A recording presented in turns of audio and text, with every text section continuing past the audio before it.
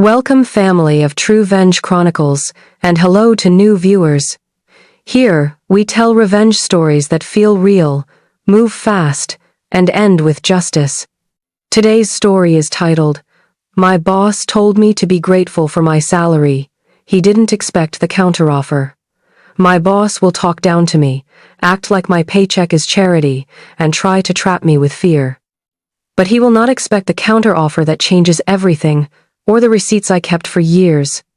Please like, subscribe, and comment below where you are watching from. Sit and enjoy the story of the day.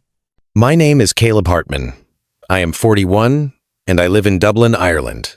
I worked at Finbridge Payments, a mid-sized company near the River Liffey that helped online stores take card payments and settle money fast. For 9 years, I was the senior payments analyst. That meant I fixed problems before customers even knew they existed. I also wrote the core rules that stopped fraud. People joked that I was the seatbelt in the car. They only noticed me when I was missing. On the first Monday of May, I walked into a glass meeting room with my laptop and a calm smile. The room was already full. At the far end sat Derek Vance, my boss, 34 years old, head of platform operations. Derek wore perfect suits and loved big words. He came from a famous school and spoke like every sentence was a quote. Next to him sat Sonia Klein, 38, our HR manager. Sonia was polite, but her eyes always looked like she was taking notes inside her head. Across from them sat Tessa Rowe, 29, a product manager who collected praise, like trophies, and kept a private list of people she wanted to beat. There was also a guest, Hugo Murat, 52, finance director for a French retail group that used our system in 27 countries. He had flown in for what Derek called a partner confidence check. Hugo was not smiling. He had a thick folder on the table and a pen uncapped, ready to mark mistakes. Derek started the meeting before I even sat down. "Caleb," he said, tapping the table once, "we need to talk about your compensation expectations." That word, expectations, landed like an insult. I had asked for a raise 2 weeks earlier. Not a wild raise, just a correction. My workload had doubled after 3 layoffs, and I was training 2 new hires. Our fraud losses were down, and our biggest client renewed. I brought numbers, not feelings. I opened my notebook. "I'm ready," I said. Derek turned to Hugo like I was a prop. "Our team is committed," he said. "We pay competitive salaries, and we reward loyalty." Then he faced me again. "You should be grateful for your salary," he said, loud enough for everyone. "A lot of people would kill for what you earn." Tessa smirked. Sonia did not smile, but she did not stop him either. Hugo raised an eyebrow, like he could not believe this was happening in front of him. My face stayed still. Inside, something cold settled in my chest. Derek did not just deny my raise. He chose to shame me, with a client in the room, to show power. "I'm grateful for the work," I said. "I'm asking to be paid fairly for results." Derek leaned back. "Results," he repeated. "Let's be honest. Your job is mainly maintenance. Legacy work. We are moving to a new stack. We need hungry people." Hungry, like I was an old dog. Sonia finally spoke. "This is an internal matter," she said to Hugo. Too late and too soft. Hugo did not look away.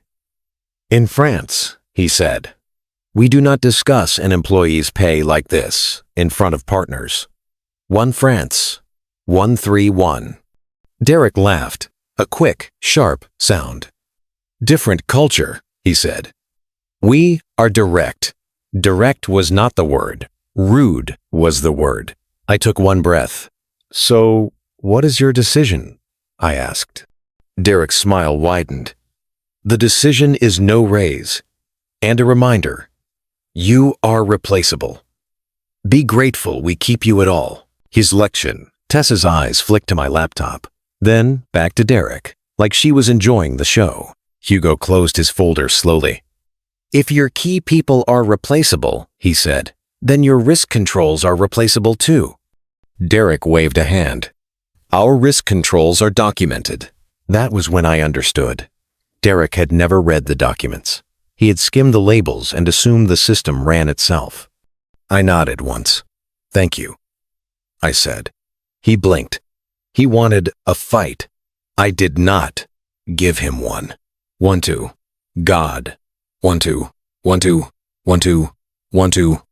As I stood up, Derek added one more line, like a final kick.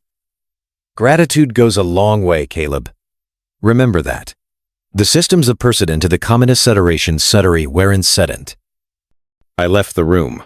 In the hallway, my phone buzzed with an email. The subject line made my heart beat harder. Counteroffer, draft, Lumen Pay, Dublin. I did not open it yet. I walked to the stairwell instead, where the building was quiet. Then I read. The message was from Priya Desai, 40, Chief Technology Officer at Lumen Pay, a fast-growing payments firm across town. We had talked twice in secret after a recruiter found my profile. Priya wrote like she meant it. The offer included a 40% raise, a signing bonus, and a title I had earned years ago, Senior Architecture Lead. Also, stock options. I leaned against the cool wall and smiled for the first time that day. Derek had told me to be grateful for my salary. He did not know my worth had already been priced by the market. He also did not know something else. Finbridge did not own everything it ran. Years ago, before Derek was even hired, I built our validation engine through my side company, Hartman Logic Limited. Finbridge had a license, not a deed. And that license had rules. Derek thought I was trapped. I was already holding the key quietly. Quick pause. TrueVenge Chronicles family. Are you enjoying this story so far? Be honest. What is your opinion about Caleb's situation right now? Derek just told him to be grateful in front of a paying client, and he acted like 9 years of work meant nothing. If you were in Derek's shoes at this point, what would you do next to fix this before it gets worse? Would you apologize? Offer a fair raise? Or double down and try to push Caleb out? And what do you think about TrueVenge Chronicles so far? Do these office revenge stories feel real to you? Please drop a comment and tell me where you are watching from today. If you want more stories with justice, hit the subscribe button and stay with us. Also, share this video with one friend. Now, let's get back to it, because the counteroffer is only the beginning. I went back to my desk, like nothing happened, even though my chest was tight. A new email from Derek arrived 5 minutes later. It said my raise request was denied and I should focus on team alignment. Team alignment was Derek's word for silence. I opened Priya's counteroffer. The pay was higher, the title bigger, and the tone respectful. It felt like a door opening. Tessa Rowe rolled her chair to my desk. She spoke sweetly, but her eyes were sharp. "Derek wants full access handover today," she said. "Docs, admin tokens, everything. He says it will speed up modernization." I kept my voice calm. "Put the request in writing," I said, "and list exactly what you want." Tessa's smile slipped. "You always make things difficult." "I make things secure," I answered. At 11 a.m., Derek called an all-hands meeting for our platform group. He stood under a bright screen and acted like he was launching a rocket. He talked about speed, savings, and the future. He also used my diagrams, recolored and renamed, as if they were his own ideas. Then he pointed at my fraud checks and called them friction. He said we would approve more payments by removing the extra steps. That was not innovation. That was a compliance nightmare. 10 minutes after the meeting, I got an email from Hugo Merritt, the client finance director. It was short, formal, and cold. He wrote that Finbridge was processing money for millions of shoppers, and he wanted written assurance that we would not weaken fraud controls. He copied our CFO, Neve O'Sullivan, 50 years old, sharp and practical, the kind of leader who could stop a room with one look. Neve called me right away. "Caleb, tell me the truth," she said. "Are we safe?" I chose my words carefully. "The system is safe when we follow the rules," I said. "It becomes risky when someone tries to bypass them." Niem exhaled. "Derek is trying to impress investors," she said. "He is pushing for shortcuts. I can feel it." "Then the answer is No shortcuts, I said. Niev paused. Send me a summary of the risks, she said. Simple language. No drama. Just facts. I will, I promised. That call told me one thing. Not everyone on the top floor agreed with Derek. After lunch, a quiet message popped up from Elliot Crane, 44, our infrastructure lead. Elliot was calm, steady, and loyal to the work, not the ego. His message read, "Heads up, someone is asking for elevated access reports.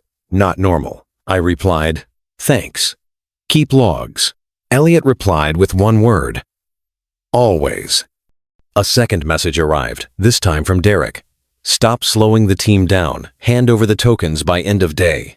I did not answer in chat. I waited for email, because email has timestamps. Derek sent the email at 2:06 p.m., copying Sonia. He wrote that I was required to transfer admin access immediately as part of modernization. I replied in 3 sentences. Tokens require 2-person approval. I will provide documentation. Any policy change must be approved by compliance and the CFO. Minutes later, Derek stormed past my desk without looking at me. He wanted a public fight. I refused to give him one.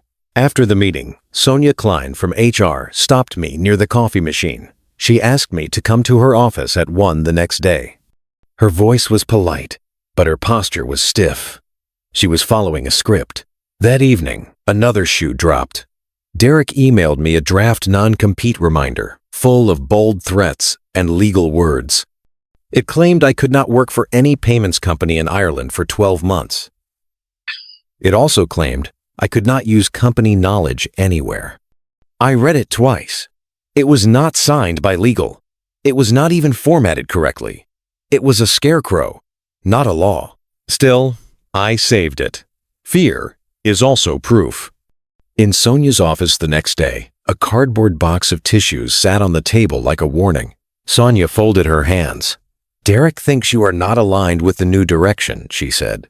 "I'm aligned with client safety," I replied. "And with the law." Sonia looked down at a form. "He wants a performance improvement plan," she said. "It's a support process. Support does not look like public shame," I said. "And support does not include stealing access." Sonia flinched at the word stealing. She did not deny it. When I left HR, I called Fiona Byrne. Fiona was 45, a Dublin employment solicitor who cared more about facts than noise. I told her everything, including the counteroffer. Fiona's advice was quick and clear. "Do not sign anything fast," she said. "Send every company email to your private address and check every agreement you have." "I have a license agreement too," I said. There was a pause. "Tell me more," Fiona said, now fully alert. That night, I spread my papers across my kitchen table. My work contract, my side company records, and the Cleargate license agreement. Cleargate was the validation engine I built years ago through my own company, Hartman Logic Limited. Finbridge paid to use it. That mattered. The license had one safety clause I insisted on after a fraud scare. If Finbridge removed the named support lead without a certified replacement, the system would enter restricted mode. Restricted mode did not break anything. It did not touch customer money. It simply paused new high-risk approvals until the support lead was verified again. I built that seatbelt to protect people from bad shortcuts. Derek was now demanding those shortcuts. At 9 p.m., Priya messaged me. She asked to meet at 8 a.m. near St. Stephen's Green. The next morning, Priya Desai shook my hand like I mattered. Priya was 40, the CTO at LumenPay, and she looked tired in the way real builders look tired. She slid the offer across the table. 40% higher base pay, a signing bonus, and options. She needed my answer within 48 hours. "Why me?" I asked. "Because you build systems that last," she said, "and because you stay calm when other people panic." I signed nothing yet, but I felt my spine straighten. For the first time in months, I could breathe. When I returned to Finbridge, a calendar invite waited for me. Access transition meeting. Derek, Tessa, and a new contractor. His name was Mason Quill. 26. He wore a big grin and carried a brand new laptop covered in stickers. Derek spoke fast. Caleb will hand over the admin tokens and scripts today, he said. Mason will take ownership. I looked at Mason. Have you completed payment compliance training? I asked. Mason shrugged. I've done fintech, he said. It's basically the same. It was not the same, and his shrug proved it. I faced Derek. I will provide documentation, I said, but admin tokens are controlled. Two-person approval is policy. Derek's smile turned sharp. Policy is flexible, he said. Your attitude is the problem. I did not raise my voice. My attitude keeps our clients safe, I answered. Mason started clicking through screens anyway, trying to look busy. A warning popped up on his monitor, and his smile froze. It says permission source unverified, he muttered. Derek shot me a look. Fix it, he said. I didn't break it, I replied. It's doing what it was designed to do. When the meeting ended, I wrote one clean email. I repeated Derek's request, my response, and the policy. I copied Sonia. I copied my private address too. I called those emails proof beats, small receipts that become big protection later.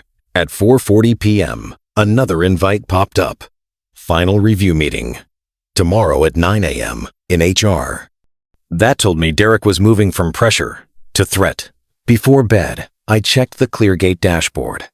The named support lead was still me.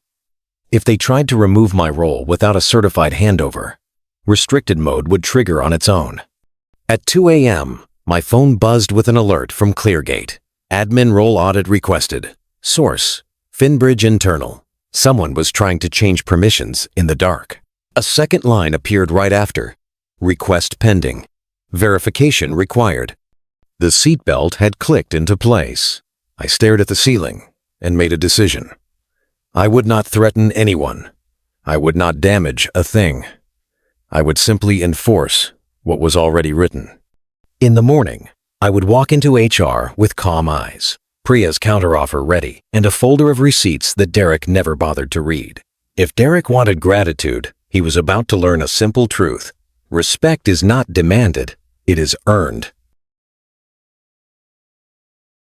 Part 2. At 8:57 a.m., I stood outside Sonia Klein's office with my folder under my arm. My badge still worked. That told me Finbridge was rushing, not thinking.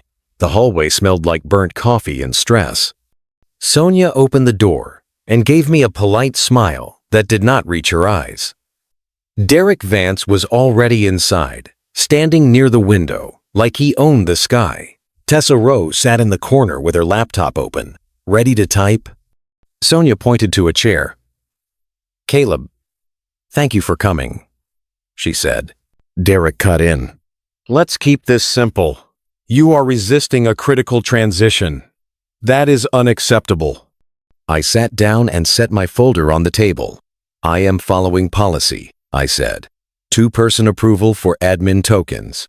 Compliance training for anyone who touches payment controls. Derek's jaw twitched. Policy is not a shield, he said. It is a tool, and I decide how to use it. Sonia slid a document toward me.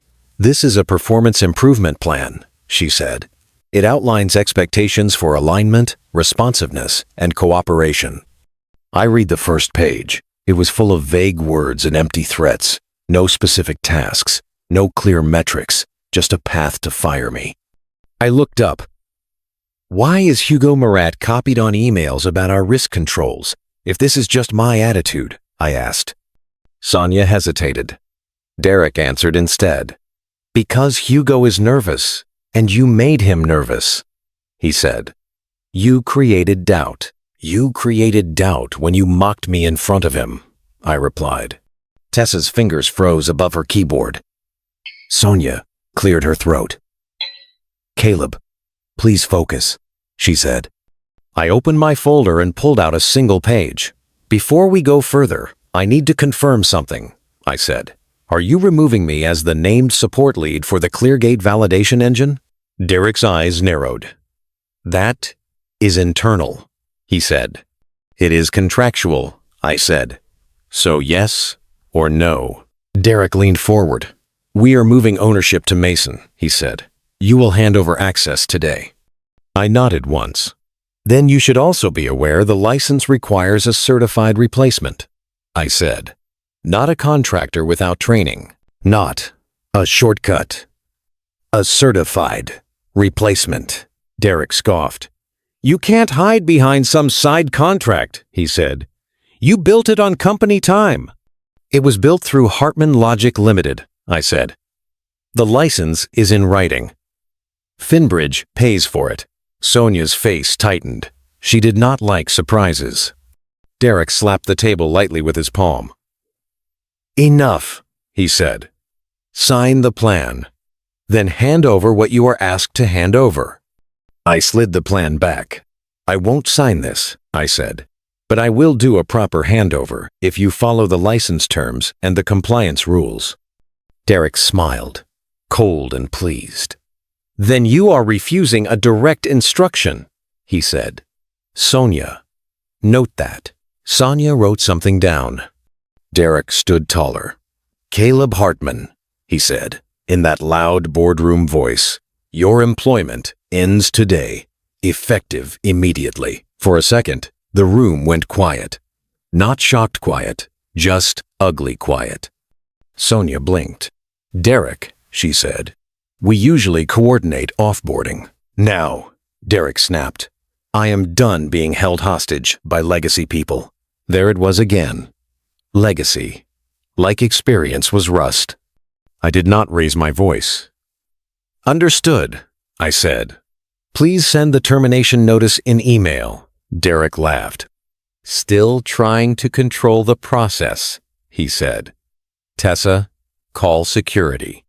Tessa stood up fast, eager to please. She walked out to the hallway and whispered into her phone. Sonia's tone softened a little. Caleb, you can collect your items, she said. We will mail anything else. I stood. I will be calm, I said. But I will also protect my work and my rights. Derek pointed at my folder. Leave that, he said. No, I said. That folder is mine. His smile turned sharp. Then we do this the hard way, he said. The door opened and Ryan, the security guard, stepped in. He looked uncomfortable, like a man asked to play bad cop in a story he did not believe. Caleb, Ryan said, I need you to come with me. I nodded. Of course, I said. I turned to Sonia. Please remember, I asked for a certified handover, I said. Derek rolled his eyes. Go, he said. As I walked down the hallway with Ryan, my phone buzzed in my pocket. I did not need to look to know what it was. The system had been watching for this moment for years. In the elevator, Ryan shifted his weight. I'm sorry, man, he said quietly. I know, I replied. You're doing your job. The elevator doors opened on the lobby. I walked out with my box, light as air. The Dublin morning was gray and windy, but it felt clean. My phone buzzed again. Then, again. I stepped under the building awning and finally looked. Cleargate alert. Named support. Lead removed. Verification required. Second line. Restricted operational mode initiating. It was not a crash. It was a seatbelt locking. I took a slow breath. Derek had just fired the person the system was written to trust. The system did what it was built to do. My phone rang. Unknown number. I answered. Caleb? A tense voice said. It was Justin's replacement, a junior analyst named Paige Lorne, 27. Smart, but nervous. Derek hired her last month because she was cheap. Our approval queue is stuck, she said. No errors, but nothing is committing. That means the validation layer is waiting for verification, I said. Verification of what? She asked. Of who is allowed to approve risk changes, I said. Tell Derek to read the license. Silence. Then she whispered, He's saying you sabotaged us. I didn't touch Finbridge systems, I said. Cleargate is mine. It follows the contract. Paige hung up without saying goodbye. 3 minutes later, Derek called. His voice was tight, not proud. "What did you do?" he hissed. Quick break. TrueVenge Chronicles crew. Are you still with me? And what is your honest take so far? Derek just fired Caleb, then called him like he was the problem, even while the system is locking itself for safety. If you were in Derek's shoes right now, what would you do to fix this fast? Apologize, call compliance, and reinstate Caleb for a proper handover, or double down and try to force access anyway? And if you were Caleb, would you answer Derek's calls or let the contract speak for you? Also, how are you liking TrueVenge Chronicles today? Do you want more office revenge stories with smart, clean justice and no chaos? Drop a comment with your opinion. Tell us what country and city you're watching from, and hit subscribe so you don't miss the next story. Share this episode with a friend today. All right, let's jump back in. "I did nothing," I said. "You changed the name support lead without certification. The engine moved to restricted mode. That is written. You're holding us hostage," he snapped. "I'm holding the line," I said. "Restore the named lead until a certified replacement is ready, or sign an emergency support addendum." "You think you can extort us?" he said. "I think you can read," I replied. "Ask Sonia. Ask legal. Ask compliance. They all have copies if they bothered to file them." I ended the call. Then I called Fiona Byrne. "He fired me," I said. Fiona's voice stayed calm. "Good," she said. "Now the paper trail matters even more. Forward me the termination email when it arrives." "I expect panic," I said. "Let them panic," she replied. "You stay clean." At 10:11 a.m., the termination email arrived. It was short and cold. It blamed cooperation and alignment. It attached a fake non-compete again, still unsigned. I forwarded it to Fiona and Priya. Priya texted back one line. "Come to Lumen Pay at noon. We'll finish this right."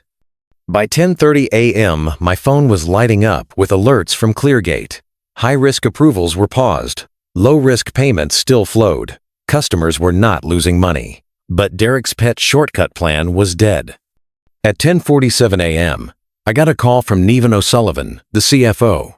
Her voice was clipped like scissors. "Caleb," she said, "tell me exactly what is happening." I took one breath and kept it simple. "Cleargate is licensed," I said. "The license requires a certified support lead. Derek removed me without a certified replacement, so the engine moved to restricted mode. It is protecting clients." Niam was silent for a moment. "Are we exposed?" she asked. "You are exposed if Derek tries to bypass fraud checks," I said. "The system is stopping that." Niam's voice hardened. "Send me the license today," she said. "You already have it," I replied. "But I will send my copy too." "Do it," she said. And ended the call. At 11:05 a.m., a new email hit my inbox. It was from Gareth Lynn, 46, head of compliance. Gareth had the face of a tired teacher and the patience of stone. Subject: immediate compliance risk clarification. His message was short.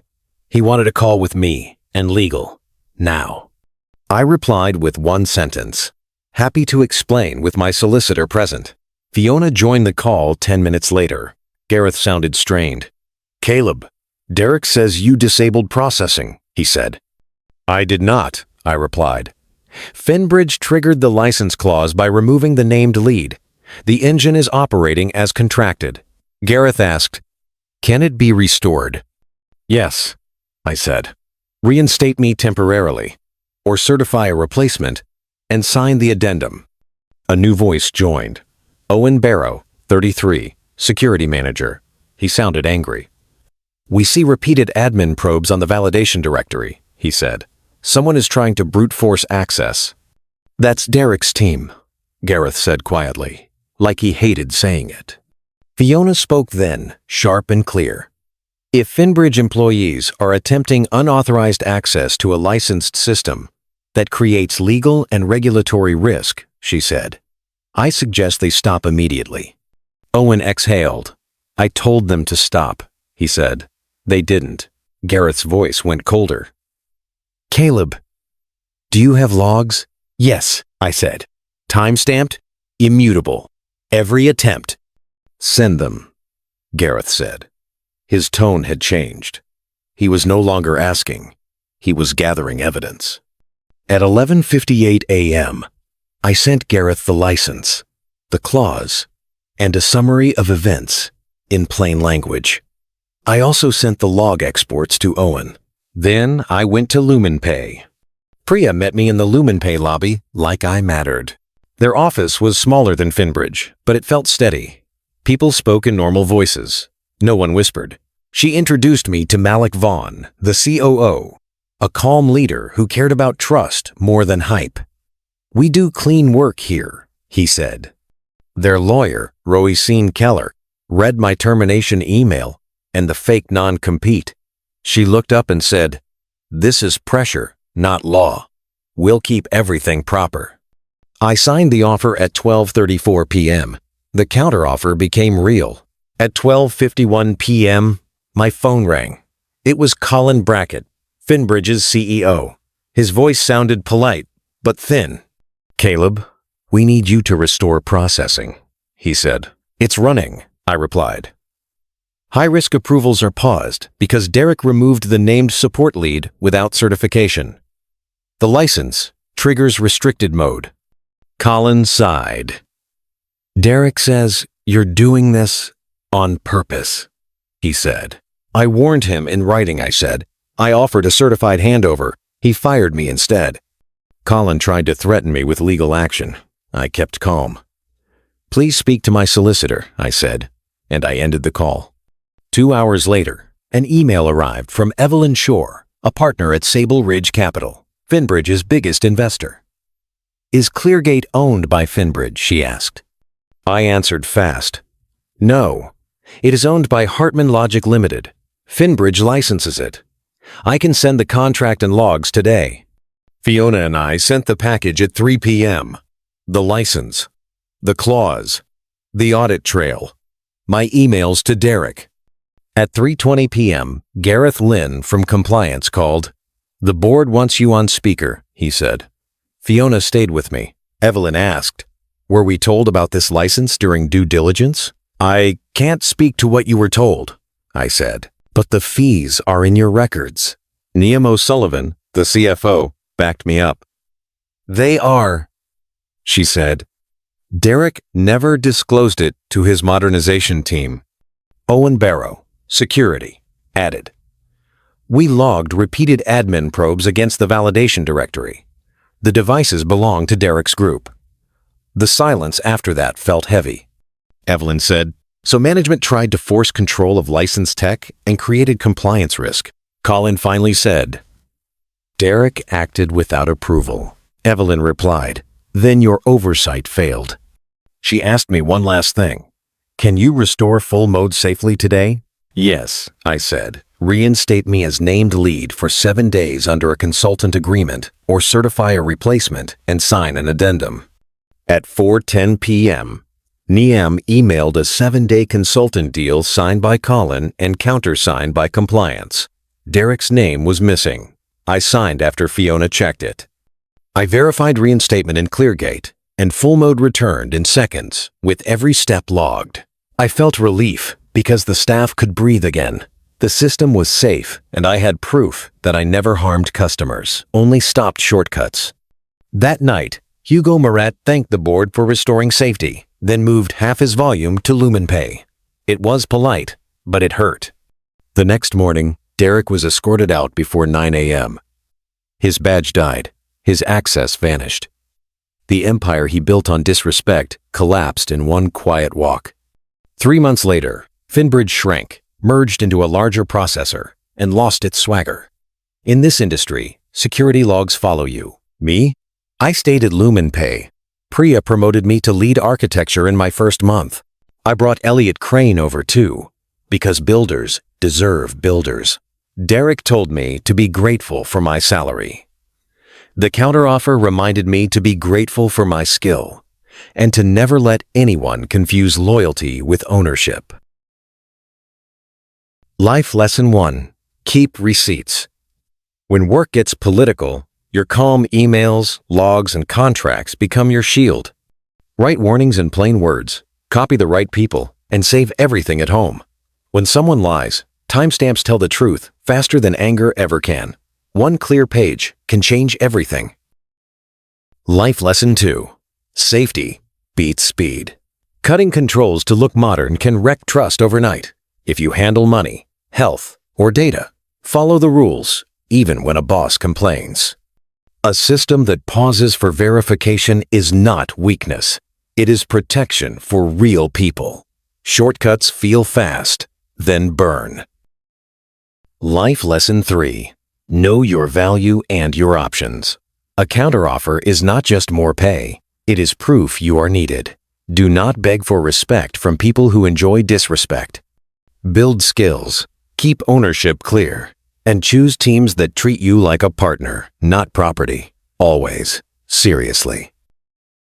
Before you go, write your opinion in the comments. Which moment hit you hardest? The public firing, the panic calls, or the board turning on Derek? Try these lessons this week.